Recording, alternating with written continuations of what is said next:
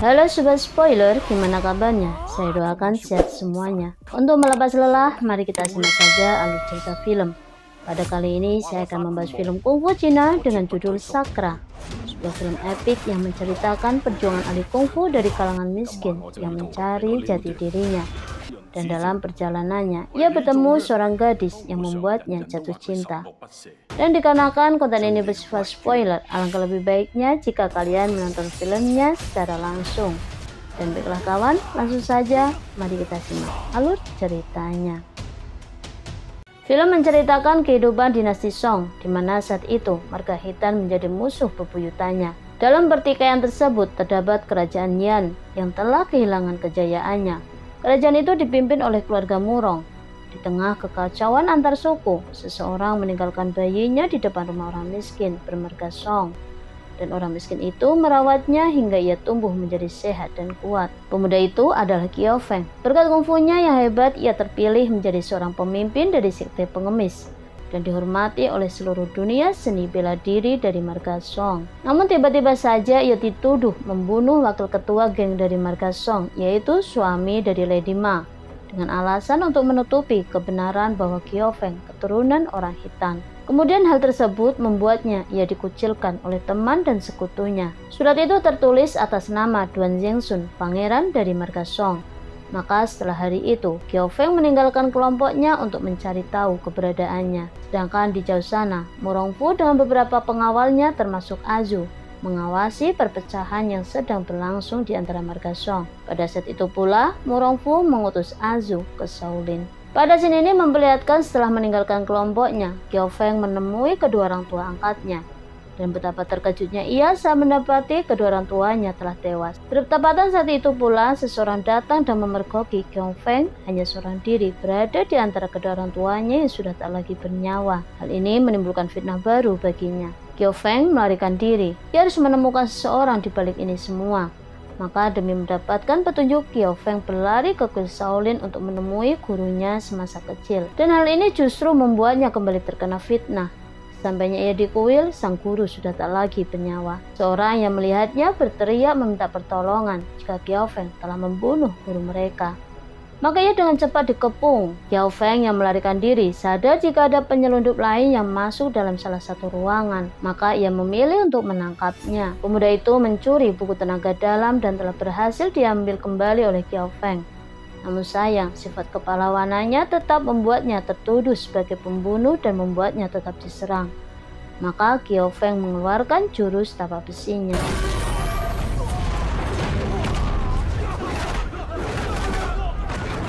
Qiao Feng berhasil melarikan diri dan membawa pemuda yang ditangkapnya tadi. Ternyata pemuda itu hanyalah samaran saja. Ia adalah gadis tangan kanan Murong Fu yang bernama Azu. Gadis itu secara tak sengaja terkena serangan tapak besinya. Sampainya di gubuk persembunyiannya, Qiao Feng mengobati luka gadis tersebut.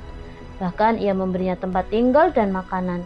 Qiao Feng telah berniat untuk bertanggung jawab atas luka pada diri Azu yang tak sengaja dibuatnya. Pada hari berikutnya, setelah Qiao Feng mengamati keadaan sekitar yang dirasa aman, maka ia membawa Azu dalam perjalanan untuk berobat ke tabib yang mahir dalam mengeluarkan racun tapak besi dalam tubuhnya. Di tengah perjalanan inilah Azu menceritakan alasan ia mencuri kitab Yo Jin Jing demi untuk mengetahui jati dirinya.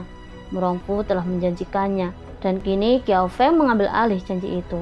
Kebaikan-kebaikannya membuat Azu telah jatuh hati padanya. Hanyalah Azu seseorang yang mempercayai kebaikan hatinya. Tak lama kemudian, keadaan Azu bertambah kritis. Maka Qiao Feng dengan cepat membawanya untuk menemui tabib Shu. Ia telah memberanikan diri masuk dalam suku yang telah mengusir dan memfitnahnya demi menyelamatkan gadis yang sedang bersamanya.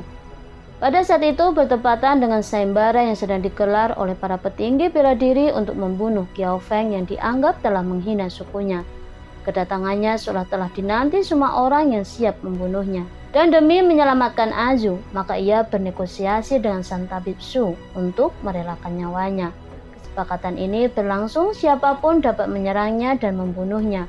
Sedangkan sang tabib tetap harus mengobati Azu, apapun yang terjadi pada Qiao Feng, hidup atau mati.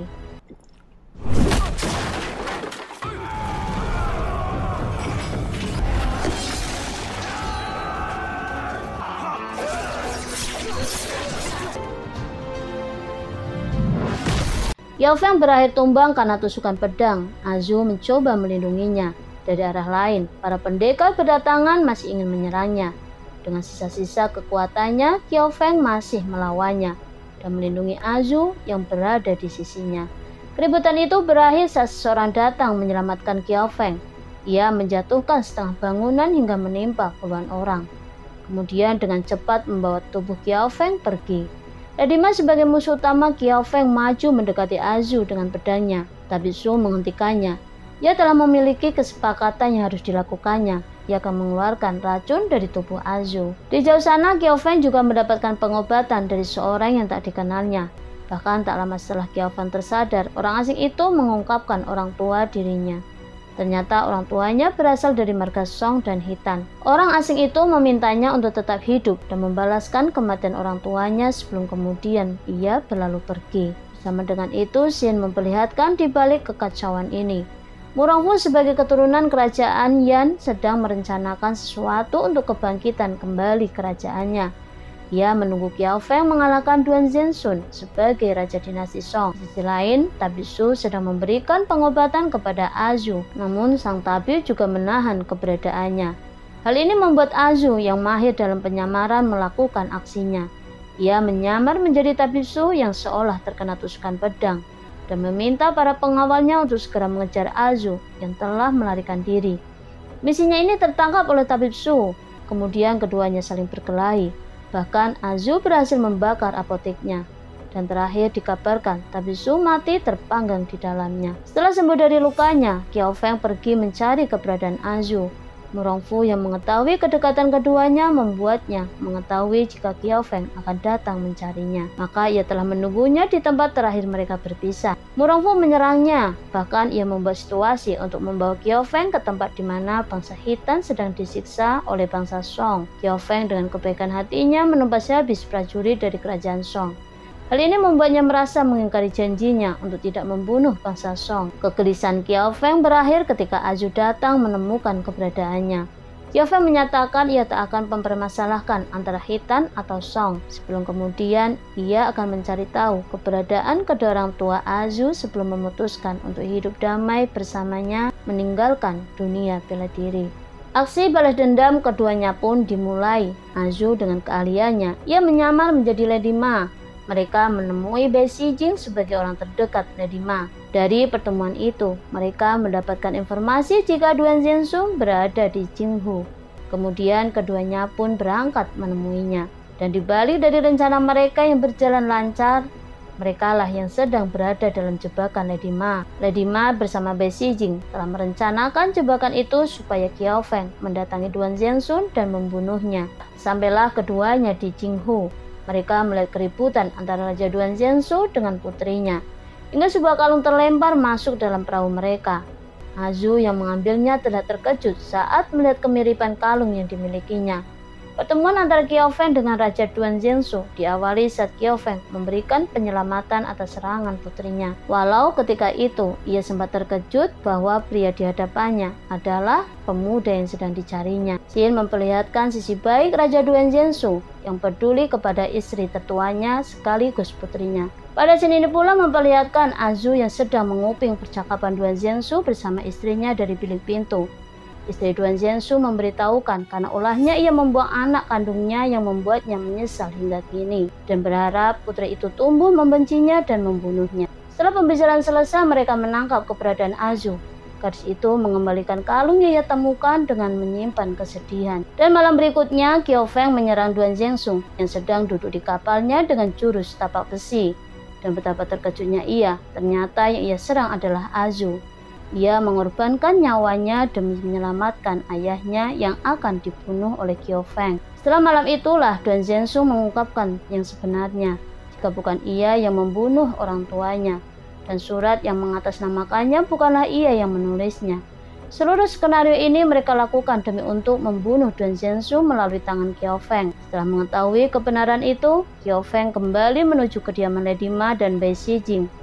Kenyataan sebenarnya merekalah tangan kanan Murongfu yang mengendalikan keadaan ini. Dan kesetiaan mereka dibalas dengan pengkhianatan Murongfu. Keduanya meninggal akibat serangan panah dari prajurit Murong. Qiao Feng maju melawannya.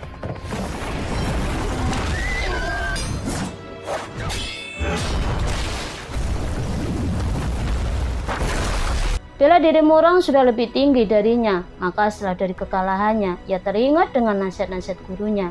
Dan pada waktu itulah kekuatan bela dirinya kembali memenuhi raganya hingga ia berhasil membunuhnya. Tak lama dari itu, saudara Azu datang memberikan simbol tongkat sebagai ketua suku yang dahulu dimilikinya, beserta beberapa anak buahnya yang dulu bersamanya kembali datang mendekat. Kini kehidupan di dunia bela diri telah damai. Kyofeng melanjutkan hidupnya dengan meninggalkan mimpi hidup bersama Azu, dan film pun berakhir. Baiklah kawan, sampai bertemu di konten berikutnya. Jangan lupa klik subscribe, karena subscribe itu benar-benar gratis. Jangan lupa pula klik share, like, and comment, dan juga klik loncengnya. Dan bye-bye.